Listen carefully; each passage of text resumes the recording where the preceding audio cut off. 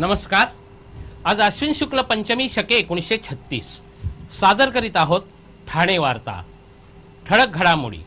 विधान परिषदेच्या आश्वासनानंतर अनंत तरेंची तलवार म्यान। बहुतांश विधानसभा मतदारसंघात पंचरंगी लढती आणि आपल्या क्षेत्राचा विचार करण्याऐवजी देशाचा विचार करण्याचं जितेंद्र आव्हाड यांचं आवाहन।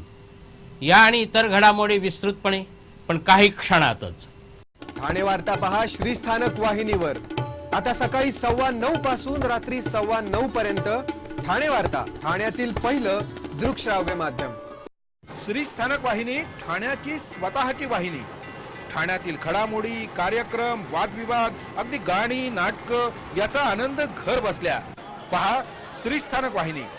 आपल्या ठाण्याचं हक्काचं व्यासपीठ श्रीस्थानक वाहिनी। ठाणे वार्ता आता संकेतस्थळावर देखील ठाणेवार्ता.com वर क्लिक करा आणि ठाण्याच्या घडामोडी जाणून घ्या। ठाण्यातील पहिलं ऑनलाईन माध्यम ठाणेवार्ता.com। नमस्कार मंडळी, दर रविवारी पाहायला विसरू नका। नमस्कार मंडळी, आपल्या प्रश्नांचं थेट उत्तर। ठाणे वार्ता पहा श्रीस्थानक वाहिनीवर। आता सकाळी 9:15 पासून रात्री 9:15 पर्यंत ठाणे वार्ता, ठाण्यातील पहिलं दृकश्राव्य माध्यम। विधान परिषद सदस्यत्व देण्याचं आश्वासन मिळाल्यानंतर शिवसेनेच्या अनंत तरे यांचं बंड आज शमलं आणि अनंत तरे यांनी उगारलेली तलवार अखेर म्यान केली। शनिवारी नामनिर्देशन पत्र दाखल करण्याच्या अगदी अखेरच्या क्षणी भारतीय जनता पक्षाकडून उमेदवारी दाखल करून अनंत तरे यांनी राजकीय वर्तुळात खळबळ उडवून दिली होती। खुद्द एकनाथ शिंदे यांच्या विरोधात तरे यांच्या उमेदवारीने बराच गदारोळ झाला होता। मात्र काल शिवसेनेचे माजी आमदार प्रताप सरनाईक, रवींद्र फाटक यांनी अनंत तरे यांची भेट घेऊन त्यांची समजूत घालण्याचा प्रयत्न केला। मुंबईतील काही नेत्यांनीही अनंत तरे यांची समजूत घातली। आज सकाळी शिवसेनेचे पक्षप्रमुख उद्धव ठाकरे यांची आणि अनंत तरे यांची भेट झाली। यामध्ये अनंत तरे यांनी त्यांच्यासमोर आपली नाराजी व्यक्त केली। त्यावेळी झालेल्या चर्चेत अनंत तरे यांना विधान परिषद सदस्यत्व देण्याचं आश्वासन देण्यात आलं। त्यानंतर ही बंडखोरी शमली। तर इकडे आज छाननीच्या दिवशी अनंत तरे यांचा अर्ज बाद ठरला। त्यामुळे अनंत तरे यांचं निवडणूक लढवणंही बारगळलं। पक्ष सोडून बाहेर पडलेल्या आणि पुन्हा पक्षात आलेल्यांना उमेदवारी देण्यावरून अनंत तरे नाराज होते। 40 वर्ष शिवसेनेत असूनही निष्ठावंतांना डावललं जात असल्यामुळे अनंत तरेंनी हे पाऊल उचललं होतं। मात्र शिवसेनेने आपल्याला 3 वेळा महापौर पद दिलं हे विसरलं नाही पाहिजे सांगत त्यांनी झाल्या वादावर पडदा टाकण्याचा प्रयत्न केला। एकूणच त्यामुळे शिवसेनेची मोठी चिंता मिटली आहे। कोपरी पाचपाखाडी विधानसभा मतदारसंघातून भारतीय जनता पक्षाने उमेदवारी दिलेले संदीप लेले एका अर्थाने भाग्यवान ठरले आहेत। भारतीय जनता पक्षानं ऐनवेळी पक्षात आलेल्या अनंत तरे यांना अगदी अखेरच्या क्षणी पक्षाची उमेदवारी दिली होती। पण त्यापूर्वीच पक्षाने उमेदवारी दिलेल्या संदीप लेले यांनी आपला उमेदवारी अर्ज दाखल केला होता। पक्षानं त्यांना उमेदवारी मागे घेण्याचे संकेत दिले होते। पण नामनिर्देशन पत्रांच्या छाननीमध्ये अनंत तरे यांचा अर्ज बाद ठरल्याने दैव देतं आणि कर्म नेतं अशा अवस्था झालेल्या संदीप लेले यांना पुन्हा उमेदवारीची लॉटरी लागली आणि ते एका अर्थाने भाग्यवान ठरले। जिल्ह्यातील 18 मतदारसंघांमध्ये अपेक्षेनुसार पंचरंगी लढती होत आहेत। नामनिर्देशन पत्र दाखल करण्याच्या अखेरच्या दिवशी बहुतांश मतदारसंघात हे चित्र पाहायला मिळालं। आता माघार घेण्याच्या दिवशी किती उमेदवार माघार घेतात यावर या चित्रामध्ये थोडाफार फरक पडू शकतो। ठाणे विधानसभा शिवसेना रवींद्र फाटक, राष्ट्रवादी निरंजन डावखरे, काँग्रेस नारायण पवार, भारतीय जनता पक्ष संजय केळकर, महाराष्ट्र नवनिर्माण सेना निलेश चव्हाण, कोपरी पाचपाखाडी शिवसेना एकनाथ शिंदे, राष्ट्रवादी बिपिन महाले, काँग्रेस मोहन तिवारी, भारतीय जनता पक्ष संदीप लेले, महाराष्ट्र नवनिर्माण सेना सेजल कदम, ओवळा माजिवडा, शिवसेना प्रताप नाईक, राष्ट्रवादी हनुमंत जगदाळे, काँग्रेस प्रभात पाटील, भारतीय जनता पक्ष संजय पांडे, महाराष्ट्र नवनिर्माण सेना सुधाकर चव्हाण, कळवा मुंब्रा, शिवसेना दशरथ पाटील, राष्ट्रवादी जितेंद्र आव्हाड, काँग्रेस यासिन कुरेशी, भारतीय जनता पक्ष अशोक भोईर आणि महाराष्ट्र नवनिर्माण सेना महेश साळवी हे उमेदवार निवडणुकीच्या रिंगणात आहेत। ठाण्याच्या 4ही मतदारसंघात एकही उमेदवार इतर पक्षाचा अथवा अपक्ष असा कोणीही रिंगणात नाही। सर्वच मतदारसंघात 5 उमेदवार निवडणुकीच्या रिंगणात असल्याचं दिसत आहे। हीच परिस्थिती जिल्ह्यातील इतर मतदारसंघातही आहे. कल्याण ग्रामीण 5, डोंबिवली 5, कल्याण पूर्व 6, कल्याण पश्चिम 6, उल्हासनगर 9, अंबरनाथ 5, मुरबाड 5, बेलापूर 5 तर ऐरोलीमध्येही 5 उमेदवार निवडणुकीच्या रिंगणात आहेत. पालघर जिल्ह्यामधील विधानसभेच्या 6 जागांसाठी 94 उमेदवारांनी आपले अर्ज दाखल केले आहेत. ठाणे जिल्ह्याचं विभाजन करून पालघर जिल्हा निर्माण करण्यात आला आहे. पूर्वीच्या ठाणे जिल्ह्यात विधानसभेचे 24 मतदारसंघ होते, त्यातील 6 मतदारसंघ आता पालघर जिल्ह्यात गेले आहेत. विधानसभेच्या डहाणू, विक्रमगड, पालघर, बोईसर, नालासोपारा, वसई या 6 मतदारसंघांसाठी 94 उमेदवारांनी अर्ज दाखल केले आहेत. डहाणूमध्ये 18, विक्रमगडमध्ये 23, पालघरमध्ये 13, बोईसरमध्ये 15, नालासोपारामध्ये 12 तर वसईमध्ये 11 जणांनी आपले उमेदवारी अर्ज दाखल केले आहेत. ठाणे वार्ता पहा श्रीस्थानक वाहिनीवर. आता सकाळी 9:15 पासून रात्री 9:15 पर्यंत ठाणे वार्ता, ठाण्यातील पहिलं दृकश्राव्य माध्यम. ठाण्याच्या भवानी चौकातील जय अंबेमा विश्वस्त मंडळाचा नवरात्रोत्सव. स्वर्गीय आनंद दिघे यांनी सुरू केलेल्या भवानी चौकातील जय अंबेमा नवरात्रोत्सवास दीर्घ परंपरा लाभली आहे. भक्तांच्या हाकेला धावणारी अशी या तेजस्वी देवीची ख्याती आहे.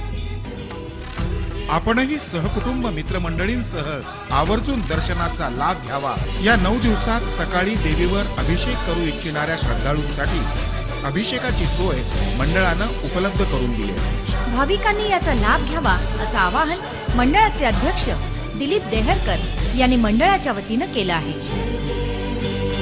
आपला परिसर स्वच्छ आणि सुंदर ठेवण्यासाठी ठाणे महापालिकेत सहकार्य करा.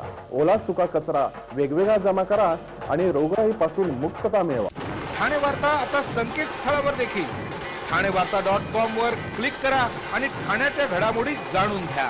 ठाण्यातील पहिलं ऑनलाईन माध्यम ठाणेवार्ता.com. डॉक्टर आणि रुग्णांचं पिढ्यानपिढ्यांचं जिव्हाळ्याचं नातं म्हणजेच डॉक्टर बेडेकर हॉस्पिटल. आता अत्याधुनिक सोयी सुविधा आणि तंत्रज्ञान युक्त वंध्यत्व निवारण केंद्रात IVF आणि टेस्ट ट्यूब बेबीचीही सुविधा. डॉक्टर बेडेकर हॉस्पिटल, महर्षी कर्वेपथ, ठाणे. 65 वर्षांची निरंतर सेवा. ठाणे वार्ता पहा श्रीस्थानक वाहिनीवर. आता सकाळी 9:15 पासून रात्री 9:15 पर्यंत ठाणे वार्ता, ठाण्यातील पहिलं दृकश्राव्य माध्यम. बंगिया परिषदेचा नवरात्रोत्सव कालपासून सुरू झाला असून काल देवीची विधिवत स्थापना करण्यात आली. बंगिया परिषदेच्या पारंपरिक दुर्गापूजेचं हे 52वं वर्ष आहे. बंगिया परिषदेचा हा नवरात्रोत्सव बाळकुम इथे 3 ऑक्टोबर पर्यंत चालणार आहे. या नवरात्रोत्सवाची सुरुवात शिवाजी मैदानात झाली. त्यानंतर काही वर्ष हा उत्सव गावदेवी मैदानात साजरा होत असे. आता गेली 3 वर्ष हा उत्सव हायलँड येथील मैदानात साजरा केला जात आहे. यंदा पर्यावरण स्नेही संकल्पना परिषदेने राबवली आहे. यावर्षी देवीचं मंदिर शंख, करवंट्या, लाकूड आणि कपड्यांच्या साहाय्याने तयार करण्यात आलं आहे. शरीर पार म्हणजे कॉटन साडीच्या काठाच्या साहाय्याने मंदिराचे कोन सजवण्यात आले आहेत. हा दुर्गा उत्सव 2 लाख चौरस फूट क्षेत्रफळावर साजरा होत असून देवीचं मंदिर 10,000 चौरस फुटावर उभारण्यात आलं आहे. या उत्सवाच्या निमित्ताने स्थानिक खाद्यस्पर्धा, आकाशनील कविता, दिल्ली बलात्कार घटनेवर निर्भया नृत्य नाटक, लखनदास बाउल ग्रुपतर्फे विशेष कार्यक्रम, रवींद्रनाथ टागोरांच्या कवितांचं पठण, सारे गम विजेते संजीत आणि रथिजीत यांचं गायन तर शेवटच्या दिवशी सुप्रसिद्ध पार्श्वगायक शान यांच्या गाण्याचा कार्यक्रम सादर केला जाणार आहे.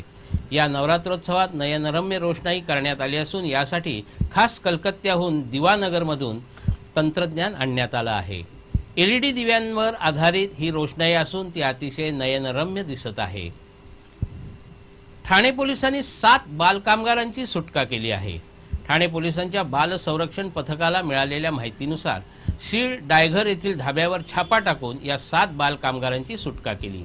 हे सर्व बाल कामगार 12 ते 14 वयोगटातील असून उत्तर प्रदेशातून आणण्यात आले होते. सध्या पोलीस या बाल कामगारांची माहिती घेत असून त्यांना कामाचे किती पैसे दिले जात होते, किती तास काम करावं लागत होतं याची चौकशी करत आहेत. या प्रकरणी पोलिसांनी शहानवाज बख्तारवाला याला अटक केली आहे. सध्या पोलीस या बाल कामगारांच्या कुटुंबाची माहिती घेत असून या सर्वांना बाल सुधारगृहात पाठवलं जाणार आहे. भारत 2020 पर्यंत सर्वाधिक हृदय रुग्ण असलेला देश होईल असं भाकीत जागतिक आरोग्य संघटनेने वर्तवलं आहे. आज सर्वत्र जागतिक हृदय दिन साजरा होत असून या पार्श्वभूमीवर हे भाकीत वर्तवण्यात आलं आहे. 2007 मध्ये 34% मृत्यू हृदयविकारामुळे झाले होते. आता त्यामध्ये 6% वाढ झाली आहे. एड्स, टीबी, मलेरिया, मधुमेह, कर्करोग यापेक्षा होणाऱ्या मृत्यूपेक्षा हृदयरोगामुळे होणाऱ्या मृत्यूंची संख्या अधिक आहे. सध्या 35% रुग्ण हे 45 पेक्षा कमी वयाचे आहेत. विद्यार्थी दशेतील पुस्तकांचं ओझं, महाविद्यालयात प्रवेश घेताना होणारा ताण, स्पर्धा, भवितव्याच्या चिंता, कौटुंबिक जबाबदारी, नात्यांमधील ताणतणाव अशा विविध कारणांमुळे हृदयविकारांच्या घटनांमध्ये वाढ होत आहे. 2020 पर्यंत भारतातील एकूण मृत्यूपैकी 54% मृत्यू हे केवळ हृदयविकारामुळे होतील आणि यातील अर्धे मृत्यू 34 ते 50 वयोगटातील असतील अशी भीती या अहवालात व्यक्त करण्यात आली आहे. एका मोबाईल कंपनीच्या विक्री प्रतिनिधींनी आपल्या 2 लहान मुलींसह आत्महत्या केल्याचा प्रकार उघडकीस आला आहे. पवन वर्मा हे वर्तक नगरमध्ये राहत होते. अलीकडेच 22 सप्टेंबरला त्यांच्या वडिलांचं निधन झालं होतं. वडिलांच्या निधनामुळे पवन वर्मा हे निराश होते. शनिवारी त्यांनी आपली पत्नी आणि नातेवाईकांना आपण कोमल आणि मिनल या 2 लहान मुलींना घेऊन बाहेर जात असल्याचं सांगितलं. पवन वर्मा आपल्या दोन्ही मुलींना घेऊन त्यांच्या बदलापूर येथील फ्लॅटवर गेले होते. तिथे त्यांनी आपल्या दोन्ही मुलींना शीतपेयातून विष दिलं आणि नंतर स्वतःही गळफास लावून आत्महत्या केली. इकडे तिघही घरी न आल्यामुळे त्यांच्या घरच्यांनी शोधाशोध सुरू केली. वर्तकनगर पोलीस ठाण्यात हरवल्याची तक्रारही दाखल केली. पवनच्या भावानंच पोलिसांना आपला बदलापूरमधील फ्लॅट आतून बंद असल्याची माहिती दिली. त्यामुळे त्यांनी याबाबत संशय व्यक्त केला. पोलिसांनी घराचा दरवाजा तोडला तेव्हा त्यांना एक मुलगी सोफ्यावर तर एक मुलगी जमिनीवर पडली असल्याचं दिसलं आणि पवन वर्मा यांनी फॅनला गळफास लावून आत्महत्या केली होती. आपल्या मृत्यूस कोणासही जबाबदार ठरवू नये अशी चिठ्ठी त्यांनी लिहिली होती. हुशारी ही कोणत्याही महाविद्यालयात शिकवली जात नाही तर ती आतून असली पाहिजे असं मत राष्ट्रवादी काँग्रेसचे मुंब्रा कौसातील उमेदवार जितेंद्र आव्हाड यांनी व्यक्त केलं. ठाण्यामध्ये कॉफी विथ स्टुडंट या कार्यक्रमात आपल्या नवमतदारांशी संवाद साधताना त्यांनी हे मत व्यक्त केलं. यावेळी विद्यार्थ्यांनी विचारलेल्या विविध प्रश्नांना त्यांनी थेट उत्तरं दिली. महाविद्यालयापेक्षा आपण काय शिक्षण घेतो, कसं घेतो याला महत्त्व असल्याचं सांगताना त्यांनी माजी राष्ट्रपती अब्दुल कलाम यांचं उदाहरण दिलं. अब्दुल कलाम हे महापालिकेच्या शाळेतून शिकले, पुढे ते अणुशास्त्रज्ञ झाले. त्यामुळे हुशारी ही आतूनच पाहिजे असं त्यांनी सांगितलं. आपल्या देशातील महाविद्यालयं ही कुठेही कमी नसून आपल्याकडे प्रॅक्टिकलपेक्षा थिअरीवर शिक्षण आधारित आहे. देशातील वैद्यकीय महाविद्यालयांमध्ये प्रॅक्टिकल शिक्षण असल्यामुळे या महाविद्यालयातून शिकून मोठे होणारे डॉक्टर कुठेही कमी नसल्याचा दावा त्यांनी केला. आपला विभाग, आपलं क्षेत्र, आपलं राज्य याचा विचार करण्यापेक्षा संपूर्ण देशाचा विचार करावा असं आवाहनही त्यांनी यावेळी केलं. आपल्या काळात विविध विषयांवर आंदोलनं होत असत. आपणही विद्यार्थी चळवळीतूनच पुढे आलो असं सांगून आत्ताचे विद्यार्थी हे जेलर समोर बसल्यासारखे शिक्षकांसमोर बसतात असं त्यांनी सांगितलं. राजकीय नेत्यांबरोबरच प्रशासकीय अधिकारीही महत्त्वाची भूमिका बजावत असतात असं त्यांनी स्पष्ट केलं. प्रत्येक वर्षी एक वेगळा कल असतो आणि त्याप्रमाणे विद्यार्थी वाहत जातात. सध्या पदवीधर बेरोजगार निर्माण केले जात असल्याची खंत त्यांनी यावेळी व्यक्त केली. पूर्वी एटीकेटी हा प्रकार नव्हता, त्यामुळे एखाद्या विषयासाठी संपूर्ण वर्ष वाया जात असे. पण आता एटीकेटी हा प्रकार असल्यामुळे विद्यार्थ्यांचा फायदा होतो. पण आपला एटीकेटीला विरोध असल्याचं त्यांनी स्पष्ट केलं. श्री स्थानक वाहिनी ठाण्याची स्वतःची वाहिनी. ठाण्यातील घडामोडी, कार्यक्रम, वादविवाद, अगदी गाणी, नाटकं याचा आनंद घर बसल्या. पहा श्री स्थानक वाहिनी, आपल्या ठाण्याचं हक्काचं व्यासपीठ. श्री स्थानक वाहिनी. ठाणे वार्ता आता संकेतस्थळावर देखील ठाणेवार्ता.com वर क्लिक करा आणि ठाण्याच्या घडामोडी जाणून घ्या. ठाण्यातील पहिलं ऑनलाईन माध्यम ठाणेवार्ता.com. नमस्कार मंडळी, दर रविवारी पाहायला विसरू नका. नमस्कार मंडळी, आपल्या प्रश्नांचं थेट उत्तर ठाणे वार्ता पहा श्रीस्थानक वाहिनीवर. आता सकाळी 9:15 पासून रात्री 9:15 पर्यंत ठाणे वार्ता, ठाण्यातील पहिलं दृकश्राव्य माध्यम. आपण आपले कार्यक्रम अथवा बातम्या मला ठाणेवार्ता@gmail.com या आमच्या ईमेलवर कळवू शकता. आता ठळक घडामोडी शेवटी पुन्हा एकदा. विधान परिषदेच्या आश्वासनानंतर अनंत तरेंची तलवार म्यान. बहुतांश विधानसभा मतदारसंघात पंचरंगी लढती. आणि आपल्या क्षेत्राचा विचार करण्याऐवजी देशाचा विचार करण्याचं जितेंद्र आव्हाड यांचं आवाहन. या होत्या ठाणे वार्ता. आपली एखादी बातमी पाहिजे राहून गेल्यास आपण ठाणेवार्ता.com या संकेतस्थळाला अवश्य भेट द्या. तर मग पुन्हा भेटू पुढील बातमीपत्रात, फक्त श्रीस्थानक वाहिनीवर. धन्यवाद.